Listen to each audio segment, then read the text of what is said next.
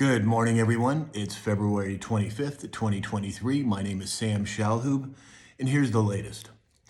So we're seeing a lot of chatter about U.S. military aid to Ukraine. And at the same time, we're seeing China and Russia aligning as a force for peace. Don't you find that very interesting? You've got the supposed bad guys of China and Russia coming together and saying, wait a minute, who wants World War III? We don't.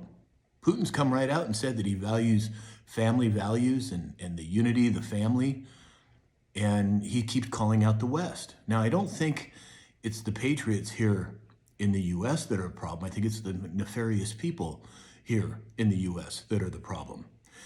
And if you go back about 12 years, I'm going to jog your memories here a little bit. If we think about what happened in Egypt when President Mubarak, we gave them foreign aid for decades. And in a very short amount of time, he was a bad guy and he had to go. And what happens? Their government topples, and then boom, all of a sudden there's a new regime in place. And then a few months later, literally a few months later, 12 years ago, the same thing happened with Libya. We had Muammar Gaddafi. He was, we've been giving him foreign aid for years. He did a lot of good things for his people. And in a very short amount of time, boom, he was a bad guy and he had to go. Why was that? Well, I'm going to tell you. What happened back then was they were talking, Egypt and Libya, were talking about joining two world powers in not using the U.S. reserve currency, the dollar. And we here in the Federal Reserve didn't like that. So what happens? Fast forward 12 years, and now Russia's monetary system is the second strongest in the world. And the only reason it's not as strong as the US dollar is because we are the world's reserve currency. And it has to do with the petrodollar system and other things that I won't get into today. But it's very interesting that we have US being called out by China and Russia, and China and Russia are not the warmongers this time. It's the US that is. So advocating peace in Ukraine by China and Russia is trying to be spun here in the US as a bad thing. Why are we sending $100 billion plus, which I think it's much more than that, to the Ukraine? Why are we doing this? NATO is part of the problem.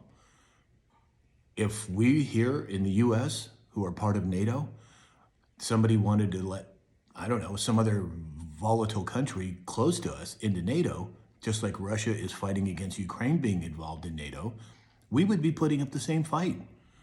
So I think what's happening is China and Russia are unifying.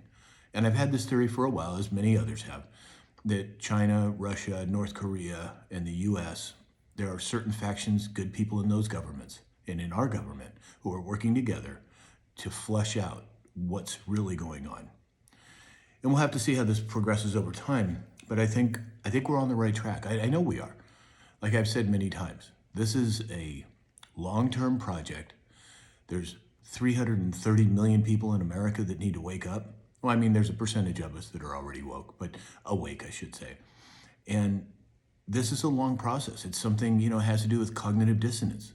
People have a hard time understanding something or seeing something that is super foreign to them. This is normal. This is what happens. So let's keep an eye on that in the Middle East. Let's keep an eye on China and Russia, and let's keep our heads up. Good things are happening. Exposure's taking place. There's lots and lots of good things going on. So just a reminder, like, share, follow, subscribe. And also, I will be doing a live stream next Friday, March 3rd at 9 a.m. Pacific Standard Time. I hope that you can join me. I'd love to answer questions and kind of get some feedback from you guys. Keep up all the replies and comments. I'm replying as much as I can. In the meantime, I hope you have a wonderful weekend, and I'll talk to you soon.